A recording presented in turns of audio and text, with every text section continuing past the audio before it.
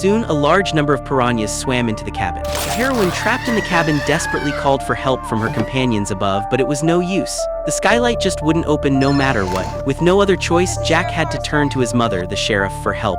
Quickly, his mother rushed to where they were. Prevent them from hitting the reefs as well. She threw a rope to her son and told him to tie it firmly to the boat. Then she climbed barehanded onto the large ship where the children were. Learning that the heroine was still in the cabin, the sheriff immediately tried to find a way to rescue her. However, since the skylight could only be opened halfway and there were extremely ferocious piranhas in the water, she had no other options for the time being. She could only rescue the woman and the children in front of her first and then go back to the large ship to figure out how to save the heroine later. But at this moment, they made a fatal mistake. They actually chose to climb the rope for it.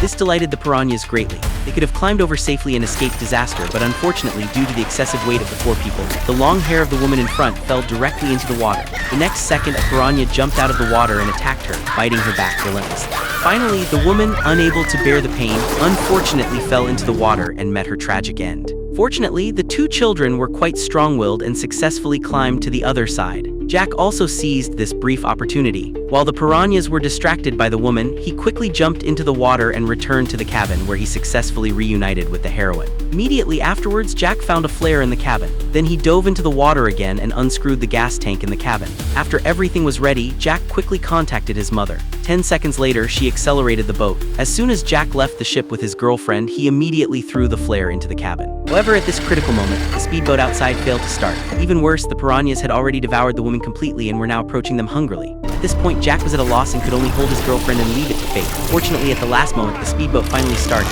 With a kick of the accelerator, Jack held his girlfriend and quickly rushed out of the school of piranhas. A huge explosion instantly killed the surrounding fish.